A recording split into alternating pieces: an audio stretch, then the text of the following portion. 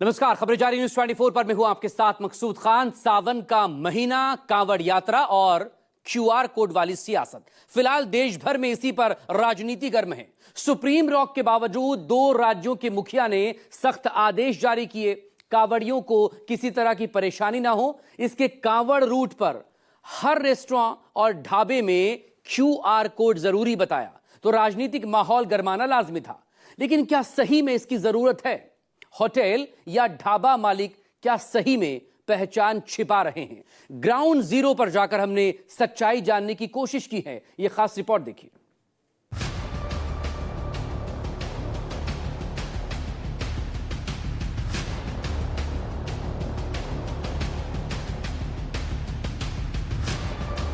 कांवड़ के और भगवान के प्रति सबकी आस्था है। सावन में कोई भी शिव मंदिर है वो ऐसा नहीं है जहाँ पर लोग जाते न हो, पूजा न करते हो। ये समझ में नहीं आ रहा कि 10 साल पहले इन जगहों पर कुछ नहीं होता था, पीसफुली सब कांवड़ यात्रा जाते थे। अब ये क्यों हो रहा?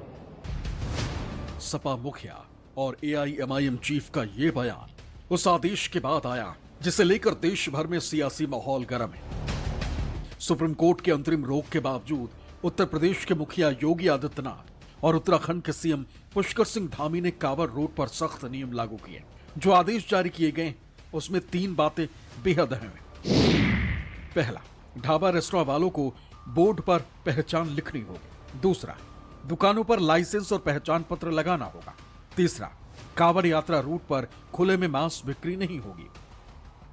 कांवड़ यात्रा शुरू होने से पहले कांवड़ रोड पर क्यूआर कोड के जरिए ऑपरेशन नेम प्लेट को अंजाम दिया जा रहा है। ढाबा हो या फिर होटल, दुकान हो या फिर रेस्टोरेंट, स्कैनर जरूरी है, यानी पहचान के लिए क्यूआर कोड जरूरी है। यही सच जानने के लिए हमारी टीम कांवड़ रूट पर निकली।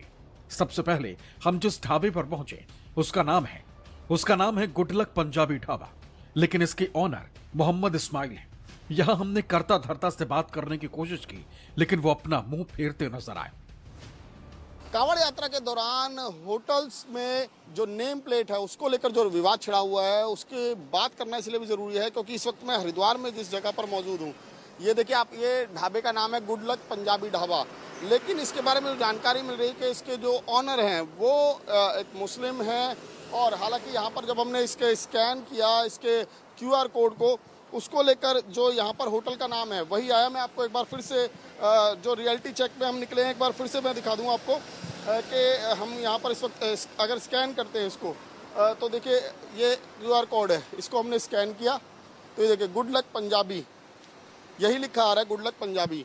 और जो बताया जा रहा है कि यहाँ पर जो है ये जो ढाबा है ये 2 लोग मिलकर चला रहे हैं। जो ज़मीन है वो एक मुस्लिम समुदाय से जो ताल्लुक़ रखते हैं उनकी है, जबकि जो दूसरे पार्टनर हैं उनके बारे में बताया जा रहा है कि वो पंजाबी हैं, तो इसीलिए इस होटल का नाम गुड लक पंजाबी रखा गया है। तो बहरहाल अगर बात करें उत्तर प्रदेश और उत्तराखंड प्रशासन की तो वो लगातार इस तरह की कवायद कर रहे हैं और इनको भी इस तरह से बोला गया है कि क्योंकि कांवड़ यात्रा अभी तो शुरुआत में कुछ ही लोग जो है वो कांवड़ लेकर निकल रहे हैं, लेकिन जैसे 10 तारीख के बाद एक बड़ा जत्थे के जत्थे ऐसे कांवड़ लेकर निकलेंगे और इस बार अनुमान लगाया जा रहा है कि करोड़ों की संख्या में लोग यहाँ पर कांवड़ के लिए कांवड़िए पहुँच सकते हैं। तो ऐसे में जो है प्रशासन की तैयारी पूरी तरीके से पुख्ता है। और दरअसल जिस तरह की कवायद पिछले साल हमने देखी थी कि पिछले साल भी इसी तरीके से हुआ था। जो होटल्स हैं, जो रास्ते में ढाबे पड़ते हैं, रेस्टोरेंट पड़ते हैं, उनको बोला गया है कि वो अपने यहाँ पर जो भी लोग काम करते हैं उनकी पूरी डिटेल शेयर करें, उनके बारे में बाकायदा डिस्प्ले की। गुड लक पंजाबी ढाबा से निकलने के बाद हमारा दूसरा पड़ाव क्लासिक पुंडीर ढाबा था। यहां ढाबे पर मौजूद करता धरता से जब हमने बात की तो वो इस मुहिम को सरकार की अच्छी पहल बताते नजर आए। कांवड़ रूट पर न्यूज़ 24 की टीम निकली है रियलिटी चेक के लिए कि असल में जो पूरी कवायद प्रशासन के द्वारा, चाहे उत्तराखंड प्रशासन हो चाहे उत्तर प्रदेश प्रशासन हो, जिसके द्वारा की जा रही है कि होटल्स में नेम डिस्प्ले हो, जिसका होटल है उसी का नाम डिस्प्ले हो, तो वो वाकई में वो कवायद कितनी रंग ला रही है और हकीकत क्या है, यही जांचने के लिए हम निकले हैं। इस वक्त हम क्लासिक पुंडीर जो ढाबा है उस पर पहुंचे हुए हैं और क्योंकि हमने पीछे भी देखा एक नाम पंजाबी ढाबा था लेकिन असल में मालिक कोई और निकला, तो इसीलिए हम यहाँ पर भी स्कैन करके एक बार देखते हैं कि आखिर हकीकत में तस्वीर क्या है। तो यहाँ बबली का नाम आ रहा है, ये होटल के ओनर हमारे साथ है। क्या नाम है आपका? जोगिंदर सिंह। जोगिंदर सिंह। रही है जो प्रशासन के द्वारा के जितने भी कांवड़ रूट पर होटल हैं वहां पर नेम डिस्प्ले होना चाहिए, आपको क्या लगता है सही है गलत? नहीं, सही है, बिल्कुल सही है। नेम होना चाहिए मालिक का, जो ढाबा चालक है उसका नेम तो होना चाहिए।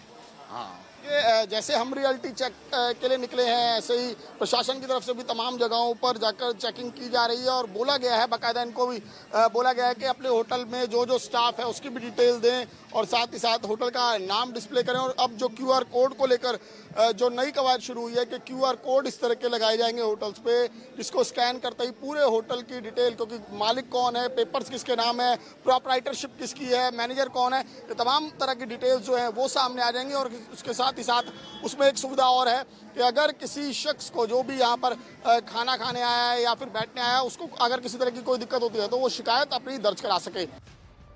अब आप ये भी जान लीजिए कि जो QR कोड रेस्टोरेंट, ढाबा या होटलों पर आपको मिलेंगे उसमें होगा क्या क्या। लाइसेंस नंबर, नाम और पता, मोबाइल नंबर और ईमेल। वो तस्वीर भी आपको याद होगी जब ढाबा पर थूक लगाकर रोटी सेकने पर जमकर विवाद हुआ, तो कहीं मूत्र मिलाकर पानी पिलाने पर सियासत गरमाई और इन्हीं तस्वीरों के आधार पर पूरे समुदाय को जिहादी रंग दे दिया गया। अब निगरानी के लिए फूड सेफ्टी विभाग भी एक्टिव है।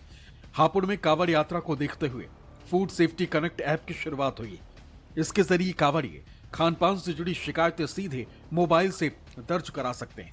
साथ ही कांवड़ियों के खान पान में कोई परेशानी ना हो, उसके लिए खाद्य विभाग के अधिकारी होटलों और ढाबों पर जाकर QR कोड स्टिकर चिपका रहे हैं, जिसमें होटल मालिक का नाम, उसका पता लिखा हुआ। सरकार और प्रशासन ने जो आदेश जारी किए हैं उसे कोई भी अगर नजरअंदाज करता है तो उसे भारी पड़ेगा। हालांकि 22 जुलाई 2024 को सुप्रीम कोर्ट ने अंतरिम रोक लगाई थी। सुप्रीम आदेश था कि दुकानदार सिर्फ खाद्य पदार्थों की जानकारी दे। सुप्रीम कोर्ट ने कहा था कि व्यक्तिगत जानकारियां निजता अधिकार का उल्लंघन है। हरिद्वार से विमल कौशिक के साथ ब्यूरो रिपोर्ट, न्यूज़ 24। यह मामला सिर्फ QR कोड और पहचान डिकोड तक सीमित नहीं है। कई लोग ऐसे भी हैं जो कुछ जिहादी गैंग के आधार पर पूरे समुदाय को टारगेट कर रहे हैं और इन्हीं में से एक है स्वामी यशवीर महाराज। लेकिन आपको कौमी एकता वाली तस्वीर भी देखनी चाहिए। आपको लेकर चलते हैं हरिद्वार के उसी ज्वालापुर में जहां की 90% लोगों को स्वामी यशवीर ने टारगेट किया है। यहां कई ऐसे मुस्लिम परिवार हैं जो पीढ़ी दर पीढ़ी कांवड़ बनाने का काम करते हैं। सावन आते ही ये रंग बिरंगे कांवड़ बनाने में जुट जाते हैं और इसी दौरान किसी की भावना आहत न हो, इसके लिए निष्ठा का भी पूरा ख्याल रखा जाता है। Special report. जिहादी गैंग के 90% हरिद्वार में कावड़ बनाने वाले इन्हीं के भाई हैं और जो सनातन धर्म के लोगों के भोजन को थूक मूत्र के द्वारा अशुद्ध करते हैं, वे कावड़ भी अशुद्ध और खंडित पहले ही हो चुकी हैं। तो इसलिए आप लोग वहां से कावड़ न खरीदें।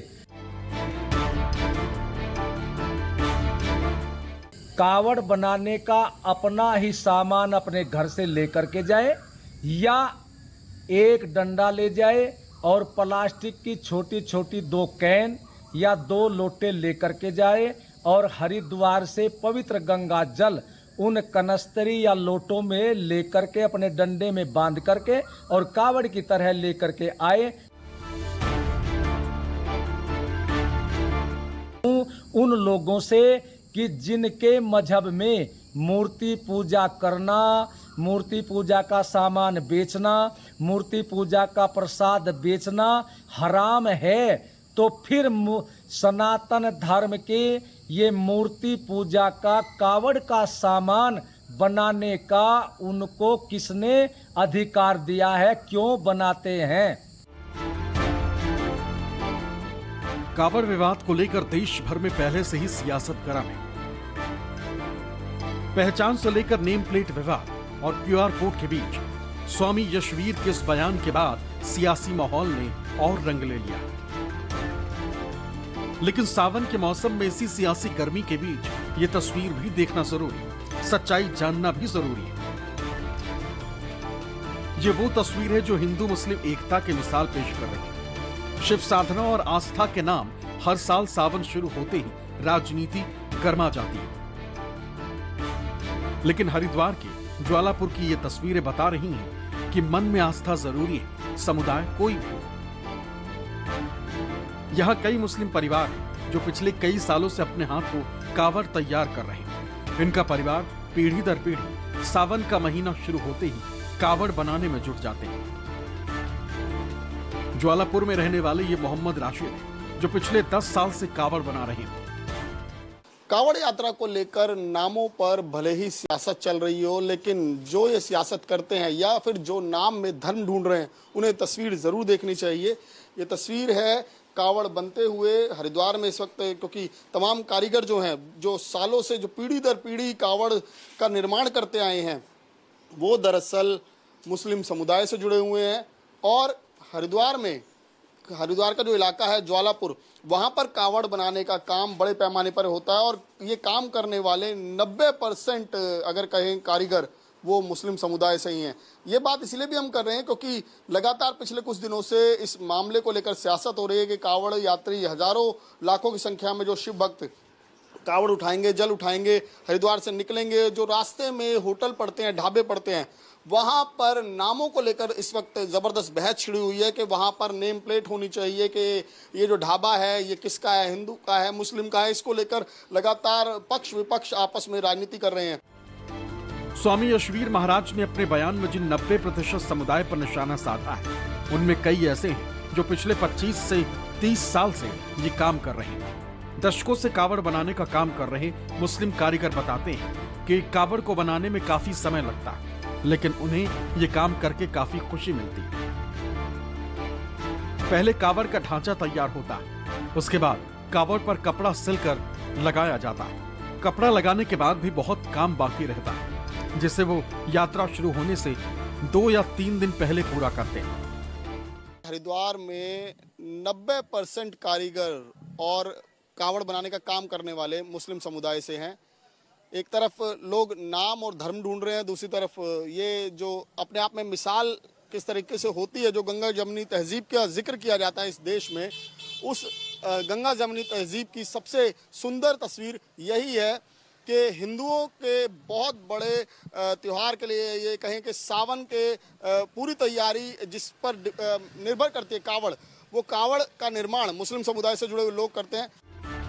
सावन से 4 से 5 महीने पहले ही ये कावड़ की तैयारी करने लगते हैं। इनके यहाँ ज्यादा ऊंची कावड़ नहीं बनती, 4.5 फुट से लेकर 6 फुट तक की कावड़ बनती है। इसी मोहल्ले में रहने वाले करीम और उनका परिवार भी यही काम कर रहा है। करीम का कहना है कि जब तक हम लोग दूसरे धर्म की इज्जत नहीं करेंगे, कोई हमारे धर्म की क्यों करेगा। करीम भाई, ये कब से आप लोग ये काम कर रहे हैं? ये कम 15-20 साल हो गए करते करते। हाँ जी, ये 15-20 साल हो गए। और ये जैसे लोग आजकल का जैसे माहौल चल रहा है हिंदू मुस्लिम, लेकिन कभी हमारे मन में ये बात नहीं आई कि भाई हम मुसलमान हैं या क्या है। सभी का एक दूसरे से बिजनेस जुड़ा है, हिंदू का मुसलमान से, मुसलमान का हिंदू से, सब मिलजुल के बिजनेस में कोई धर्म नहीं देखा जाता। तो हम जब लोग ये बनाते हैं तो लोग देख रहे हैं ढाबों पे भी कह रहे हैं नाम लिखो, वो गलत है। वो सिर्फ एक राजनीति है, बाकी जो आम आदमी को इस चीज़ से कोई फर्क नहीं पड़ता, चाहे वो हिंदू है या मुसलमान है। वो सिर्फ एक धार्मिक की आस्था को लेकर उस चीज़ को नज़रिए से देखता है। उस चीज़ से एक आम आदमी को कोई मतलब नहीं कि हिंदू मुसलमान ये हमारा है या हिंदू का है, या इससे कोई मतलब नहीं है। बाकी सब मिलजुल के काम करते हैं, इसमें हमारे मन में कोई किसी के लिए कुछ नहीं है। कावड़ आप ये कहाँ भेजते हैं? हरिद्वार बाजार में भेजी जाती है? हाँ, ये हरिद्वार मोती बाजार में सब जब होते हैं, सब डीलर हैं वहाँ से, हम यहाँ उनको बेचते हैं, फिर वो आगे और प्रॉफिट लेके वो आगे बेचते हैं। वो डीलर क्या हिंदू समुदाय से जुड़े हुए हैं? वो भी हिंदू समुदाय से जुड़े हैं, लेकिन ये टोटल 90% लोग मुसलमान ही हैं जो ये बना रहे हैं। स्वामी यशवीर महाराज ने जिस समुदाय पर सवाल खड़ा किया, उनके कावड़ बनाने पर आपत्ति जताई है, उनको अधिकार देने पर आपत्ति जताई है। राशिद के यहाँ 2 कारीगर हैं जो पिछले 20 साल से इस काम को कर रहे हैं। इस वक्त मैं हरिद्वार की इंदिरा बस्ती में मौजूद हूं और इस इंदिरा बस्ती के लगभग हर दूसरे घर में कावड़ बनाने का काम होता है और यहाँ पर भी तमाम मुस्लिम समुदाय से जुड़े हुए लोग ही ये कावड़ बनाते हैं। और देखिए कावड़ कितनी ऊंची ऊंची कावड़ हैं और इस बार इनका कहना है कि करीब 10-12 फुट तक की कावड़ इन्होंने बनाई है और ज़्यादा ऊंची कावड़ के लिए फिलहाल जो प्रशासन है उन्होंने उनकी तरफ से मना किया गया, तो इसीलिए 10-12 फुट तक की कावड़ यहाँ पर निर्माण की जा रही है। और खासकर इन लोगों का यही कहना है, कई लोगों की तो 2-2, 3-3 पीढ़ियां एक साथ इस काम में जुटी हुई हैं, लोगों ने अपने बच्चों को भी डाला है।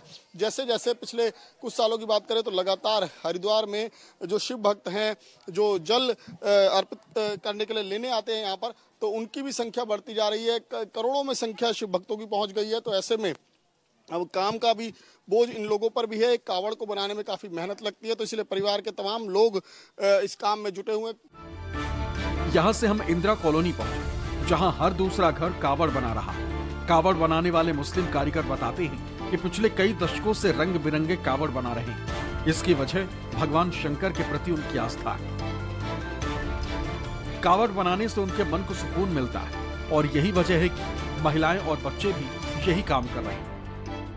दादा मतलब मेरे जो दादा थे उनके भी पहले ही कर रहे हैं। ऐसा हो गए 20-25 साल काम करते हुए। हम ये 1-2-3 महीने से पहले कर देते हैं। पहले घेरे बनाते हैं, फिर उनमें गज बांधते हैं, फिर उनकी बंदिश करते हैं, घेरे डालते हैं, सजाते हैं उन्हें। सब काम आता है आपको? हाँ जी। रंग बिरंगे कावड़ बनाते समय शुद्धता का खास ख्याल रखते हैं। कावड़ यात्रा शुरू होते ही वो सभी कावड़ को शिव भक्तों के लिए सजा देते हैं और फिर बाजार में जाकर बेचते हैं। एक तरफ स्वामी यशवीर महाराज का बयान, तो दूसरी तरफ वो दर्जनों परिवार जो पीढ़ी दर पीढ़ी यही काम करते आए और कर रहे हैं। अब आपको सोचना है कि कुछ जिहादी गैंग की वजह से पूरे समुदाय पर सवाल उठाना कहां तक जायज है। हरिद्वार से विमल कौशिक, न्यूज़ 24।